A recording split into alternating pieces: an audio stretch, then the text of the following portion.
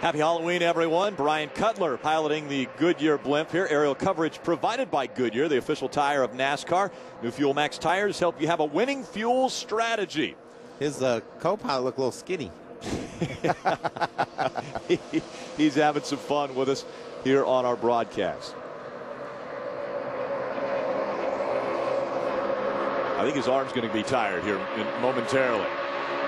Getting tired might be Johnny Sauter having to go from the front to the back to the front to the back.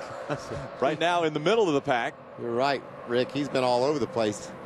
He's got the guy that ran him down in the infield pushing him now. So they were about to run over each other. Now they're pushing each other. Stacy Compton's leading that pack on the outside. Has Todd Bodine, the 30, right behind him.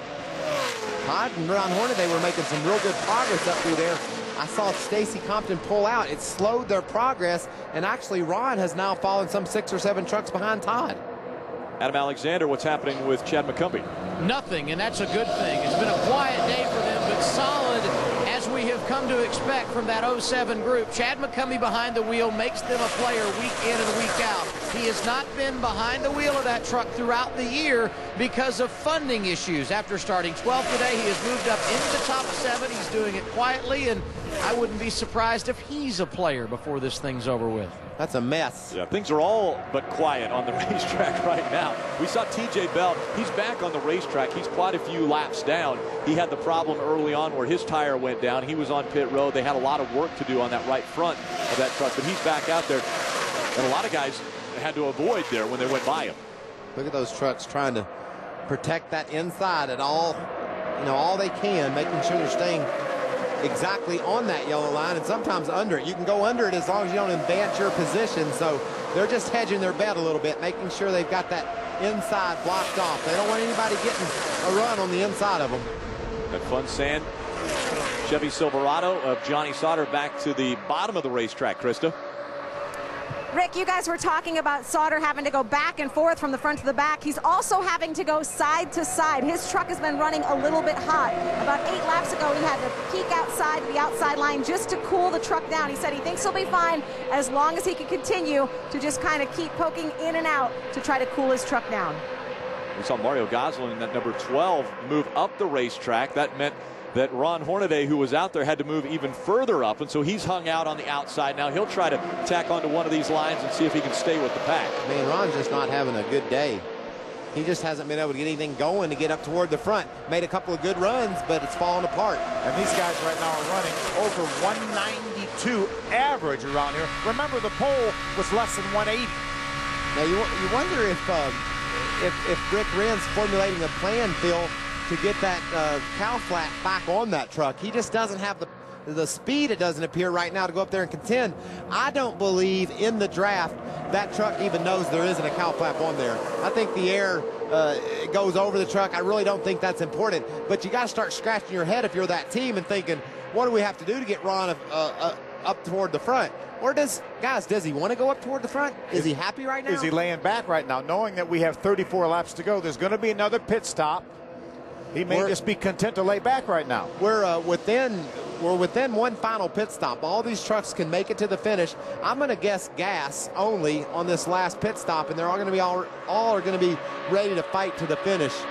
Hornaday's running at the tail end of that lead pack with a 200 and some point lead. That's refreshing as a race driver, isn't it? And remember, his closest pursuer, Matt Crafton, is actually running behind him because he's on the tail end of the lead lap, leading this pack around here.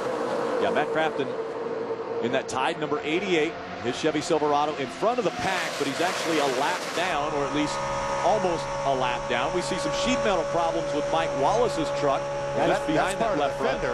That's something that NASCAR will look at. I'm sure NASCAR is going to bring that truck in because that looks like that could fly off that truck. Potential black flag coming up for Mike Wallace in the 48. And another reason is obviously if that comes off, it may not cause anybody problems, but it will be debris on the racetrack. And that just goes to show you. The hood's about to come off as well of the 48. So I'm guessing we'll see Mike Wallace checking up now. Ron Hornaday is hung in behind him. The sun coming out, the black flag for the 48 also coming out. That truck's falling apart. It had all it could take. First of all, the left front fender fell off, and then the hood blew off of it.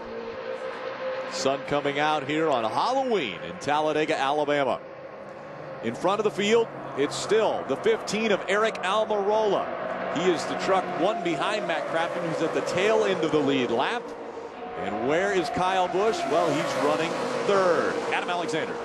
Not a surprise after those early issues that Rowdy has been able to put his truck at the front as we close on the end of this race. And he's been complaining a bit on the radio about how some other guys are driving. He feels like a few people on track are getting away with bump drafting. He said if they're going to do it, they need to be penalized or they need to let me do it too. We'll continue to watch Rowdy as he ducks in and out of the draft right now, trying to push to the outside of the 16, but that's not going to happen, Ray. And pinned right behind Rowdy Busch is at number 5, PC Myler Toyota of Mike Skinner, and his engine temperature going up gradually. Mike said he's worried that he may have a piece of debris on there, so he's been running up right on the back bumper of the 51 to try to get it loose, but water temperature continuing to climb for Skinner. How about that run that Terry Cook has on the outside? He and Talbot, that propels Terry to the lead. Terry Cook was scored as your race leader the last time by the start-finish line. And again, right now, Eric Almirola in the 15 is in front of Terry Cook. Those two are battling for the lead. It's Matt Crafton that's at the tail end of the lead lap. And now they start to shuffle for position down the backstretch. Eric Almirola got a shove in the back from Brian Scott, almost turned him sideways. Tried to stay in line. Amazingly enough, the sun out here at Talladega. Terry Cook in front of the 88 of Matt Crafton. Problems. Colin Brown gets sideways. Sideways into the infield. It looks like Taylor Malsom's going to make contact with the inside wall. That's that bump drafting gone awry there, I have to believe. No doubt. Unfortunately, Taylor's going to be the one that's going to really pay the price. Put tires on. Colin Brown, I don't think, got any damage out of that. Just got turned around sideways.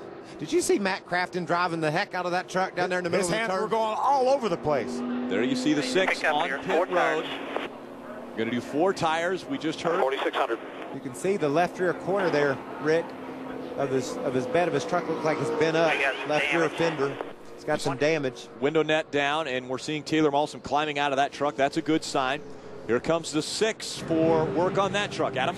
And Mike Beam always does a good job. He is the crew chief for Colin Brown. He said, let's put tires on it. We'll get a good look at the damage, and then we'll come back and repair that left rear quarter panel. As you can see, it's pulled out, and he just asked the spotter, where's the pace truck? He wants to know exactly how much time they have to work on it before they need to send Colin on his way so he does not lose a lap. Aerodynamically sensitive are these trucks everywhere, but in particular here at Talladega, this incident may very well have taken Colin out of an opportunity to get the victory from the pole. Let's take another look. Goodyear giving us a shot here of what just took place. A big hit from the 6 on the 5, and then he checked up, and right behind him was Chad McCumbee. And then Ricky Carmichael gets in the back of Taylor Malsom. Nothing Ricky can do at that point. You can't see through these trucks. Ricky had no idea what all was going on in front of him, and got in the back of Taylor. Just a chain reaction deal. You see the pack seize up. See everything happening up there? Ricky Carmichael has no idea all this is going on. Again, contact made between the 6 and the 07. Chad McCumbee may have some front end damage, at least cosmetic damage to the front of that truck as he got into the back of the 6. Pit road is not open yet. This will be, we're in the window now. This will be the last round of pit stops for all these guys. See the 6 making his way around the racetrack once again. It was the 6 and the 81 that got sideways, both of them going to the infield. Yeah, they really want to get that quarter panel fixed now. As sensitive as these trucks are aerodynamically, you don't want that parachute out there behind that left rear tire. Aaron's lucky dog goes to Matt Crafton. Again, the leaders were able to get by Matt, and so that put him a lap down. Now Aaron's is going to give him that lap back, so he'll be on the lead lap once again.